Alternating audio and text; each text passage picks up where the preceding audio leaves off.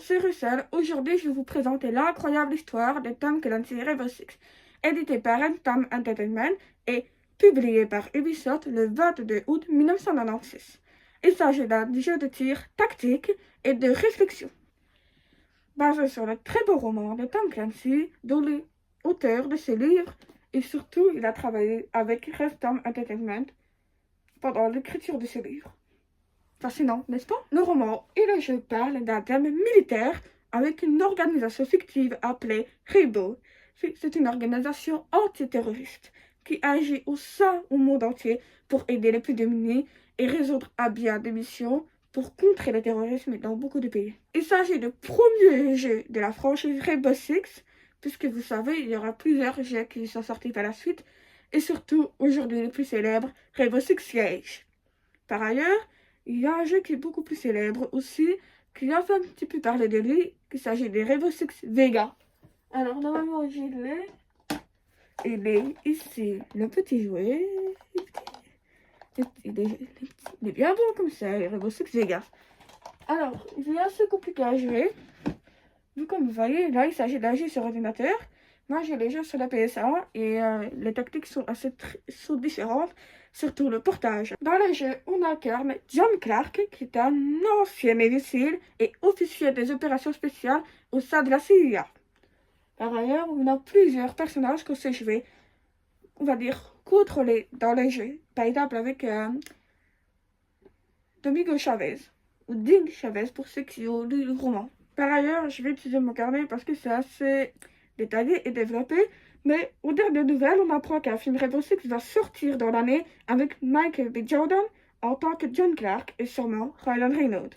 Alors, c'est juste une rumeur, je ne sais pas si c'est vrai, mais apparemment j'ai lu ça et apparemment il va avoir un film, surtout aussi avec Splinter Cell. Il semblerait que la date de par chez nous en Europe soit identique à quelques jours près seulement de la date américaine. Excusez-moi si j'utilise souvent mon carnet, mais c'est vraiment assez compliqué et assez complexe. Il y a tellement d'anecdotes assez intéressantes par rapport au jeu des Rainbow Six. Chose assez rare dans le domaine, le roman finira par sortir le 3 août 1998, quelques jours avant la sortie du jeu. C'est quand même assez serré. Comme je vous l'ai dit, Tom Clancy a travaillé en même temps avec Tom Entertainment pour pouvoir développer les jeux et ainsi que le livre qu'on connaît tous. Aux USA, je précise, et en 1999, c'est le territoire français. Le jeu en version PAL sortira un an avant l'édition française du livre, tandis que la version US sortira 19 jours après l'apparition du livre. Vous voyez que ici, c'est beaucoup plus joli, c'est assez bien fait pour l'époque, sachant qu'on est en 1992, et c'est vraiment pas dégueulasse pour le portage sur PC. D'accord, je vais continuer. À l'origine, le jeu n'était pas Rainbow Six, mais un certain Black Ops. Ça nous dit un petit truc, Black Ops? Call of Duty Black Ops, bien sûr. Mais la vie a été modifiée lors d'une réunion avec la participation de Tom, qui lui était enthousiaste au concept HRT. Et à ce moment-là, il n'avait pas encore commencé à écrire son prochain roman. Par ailleurs, la réunion voulait se porter sur un concept de stage risqué en 1997. Tom va converger son jeu vers l'œuvre qui porte un nom curieux. En 1997, Tom va converger son jeu vers l'œuvre qui porte un nom curieux, familier, Rainbow Six et Clancy. Or, en avril, alors que Tom et Clancy se communiquaient très souvent pour échanger les informations pour que le jeu reste assez fidèle à l'adaptation de roman. Cependant, à cause d'un problème de planning, les étudiants a dû se dépêcher de finir les dernières missions du jeu quelques mois avant la publication du roman, ce qui explique les pas différentes des deux œuvres. Le développement a été assez chaotique. En effet, la team était composée que de 16 personnes, ainsi que des problèmes techniques. L'équipe était lente et utilisait une vieille technologie de moteur de jeu. Et c'est alors que Brian Upton, je vous mettrai l'image quelque part, et sa team font le possible de rendre leur logiciel aux normes technologiques. C'est assez compliqué. Déjà, maintenant, une team pour développer un jeu vidéo qui porte quand même une grande franchise, et par exemple, vous allez prendre Call of Duty, va prendre Infinity Ward, vous voyez, il y a des tas et des tas de gens derrière. Ben, pour Rainbow Six, pas du tout. Vous voyez bien, ils étaient que 16, sachant qu'au tout début, ils étaient 2. Alors, avec 16 personnes, c'est un peu compliqué, et surtout qu'ils ont dû faire eux-mêmes leur propre version de logiciel pour le rendre compatible technologiquement. D'ailleurs, j'ai aussi créé une librairie des jeux, de modèles par exemple, parce qu'ils ne trouvaient pas leur plaisir dans les autres librairies qui étaient disponibles sur le client Java. Mais par ailleurs, les développeurs étaient assez contents de développer dans ce client Java, vu qu'il y avait des avantages qui pouvaient permettre à la modélisation de ces jeux. Il a aussi travaillé avec une technologie qui s'appelle Inverse, où il était assez stupéfié que cette technologie-là pouvait donner et supporter toutes les nécessités des jeux. Donc, avec un logiciel qui n'est pas au point technologiquement, avec une librairie créée, avec un client Java, je vous le rappelle, et que une technologie permet de supporter toutes les nécessités des jeux. Ça fait plaisir. Mais ils le regretteront beaucoup plus tard. Ils utiliseront une machine capture dans un studio basé en Californie pour faire les animations des personnages que vous voyez sûrement bouger par exemple. Voilà. Et surtout la modélisation des armes et surtout le comportement de l'arme. Ben, ça nécessite aussi des machines capture. Avoir un rendu réaliste. Pour les combats que vous voyez, ben, ils utilisaient des professionnels de combat. Voilà. Sans oublier qu'il y a eu plein d'interventions de professionnels, par exemple les techniques de crochetage, qu'on voit surtout dans certaines missions de Tom Clancy Rainbow Six. Après l'été 1997, on y voit une crise que l'équipe n'a jamais connue. Après un travail laborieux, l'équipe cumulait de plus en plus de retard et se rend compte qu'ils utilisaient des langages différents. Comment ils se sont rendus compte aussi tard, je ne sais pas honnêtement, mais moi, quand j'ai vu ça, ben, j'ai dit, ben, c'est un peu trop tard à mon avis.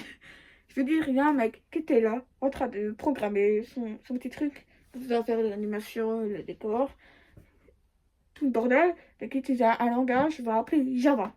Tac, tac, tac, il utilisait le langage. Et t'as l'autre mec qui travaillait en Python. Pourquoi pas? Mais écoutez, ça accumule beaucoup de retard, malheureusement, si on travaille sur des langages différents. Bah, du coup, comme je vous ai expliqué, j'ai utilisé des langages différents qui, en plus, avec le retard accumulé, bah, ils ne pouvaient plus faire marche arrière. Du coup, ces jeux possèdent deux langages différents. C'est assez anormal de voir ça dans l'industrie des jeux vidéo. Mais oui, je vous paye de bien utiliser des langages différents pour cela. Ce jeu, comme je l'ai expliqué, il devrait sortir avant le livre Nathan Clancy. Bah, ça a été programmé en printemps 1998. Mais malheureusement, elle a été repoussée de 4 mois par défauts techniques et surtout le système de langage. Pendant ce temps de crise, Upton est parti de Random Entertainment, comme ça. Les raisons ne sont pas encore expliquées pour le moment. Du coup, il y a un certain, je me permets, Peter McMurray, qui vient remplacer Upton avant que celui-ci revient en mars 1998. Pourquoi pas? Du coup, je veux dire, il est parti. Je suis remplacé par Peter McMurray. Bonjour, je serai votre machin pour pouvoir remplacer l'autre qui est parti. Alors que quelques mois après, Upton est revenu, vous êtes bourre. Écoutez, c'est ça l'industrie des jeux vidéo, parfois ça revient, ça part, ça revient. Je vais mettre l'extrait de Bohemian Rhapsody.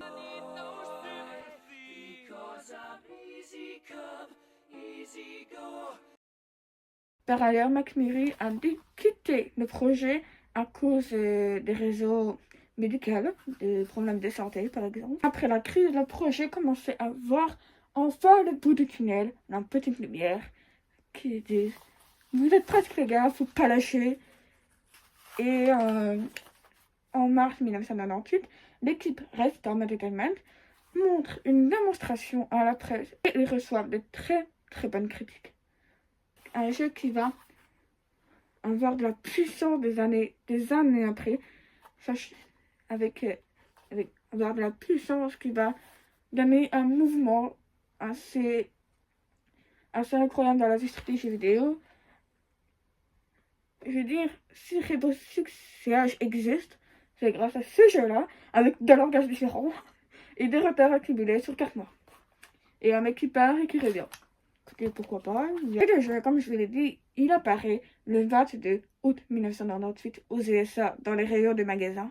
Et vu comme le livre de Tom Clancy Rainbow Six est sorti quelques jours avant le jeu, et bah ça a été très bien accueilli aussi avec les critiques du livre. Je veux dire, Tom Clancy a mis son livre dans les rayons. Il y a eu des critiques et des évaluations qui étaient super positives. Les gens qui voyaient Rainbow Six au rayon se disent, mais je sais, c'est avec le livre là, il a été super bien critiqué, donc je vais le prendre. Oh, oui. La durée totale de développement de ce jeu a duré 21 mois. C'est quand même assez long, mais pour ce que c'est quand même bien. 200 000 exemplaires sont vendus à la première année. À cette époque-là, c'était quand même énormissime, mais les 200 000 exemplaires vendus de la première année. Par ailleurs, le jeu a été porté sur différents supports. Ordinateur, je crois que c'était le premier qui est sorti. La Nintendo 64, qui est... Oh, mais je n'ai pas le jeu, parce que déjà de 1, il faut le trouver, c'est galère. Et de 2, bah, il faut trouver une version européenne qui correspond à la console. Donc une version pâle. Et elle est sortie aussi sur PSA, et je crois aussi sur d'autres autres consoles. En général, la critique elle était excellente, sauf pour la version PSA. Et bah pourquoi? Bah en fait, les critiques disent que c'était un portage raté, plus que raté. Je vous laisse les extraits, je crois que vous avez bien vu ici.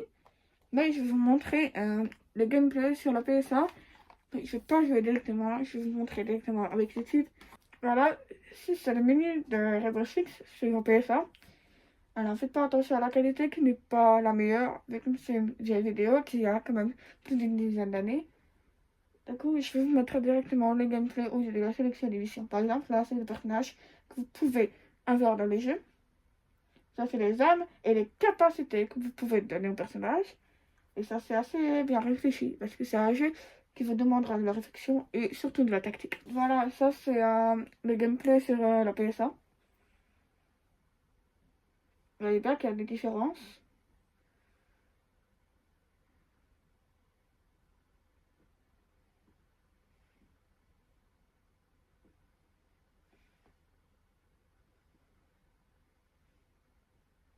Bah oui, ça a été...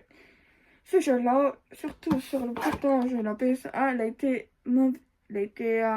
critiqué, mais de violence, à cause de son nouveau portage, vu comme je vous le rappelle, que les développeurs ont pris énormément de retard, je veux dire 4 mois, à l'époque c'était quand même énormissime. Du coup, à cause des mauvais portages et des manques de temps, bah voilà ce que ça donne, la mauvaise critique. Et le jeu ne se fait plus du tout entendre sur la PSA, mais on l'entend encore aujourd'hui sur le PC. Donc les amis, c'était Russell, j'espère que la vidéo vous a plu. Si vous voulez, je peux parler d'autres jeux que j'ai dans la collection. Faites-le moi savoir en commentaire. Et je vous dis à la prochaine. Ciao!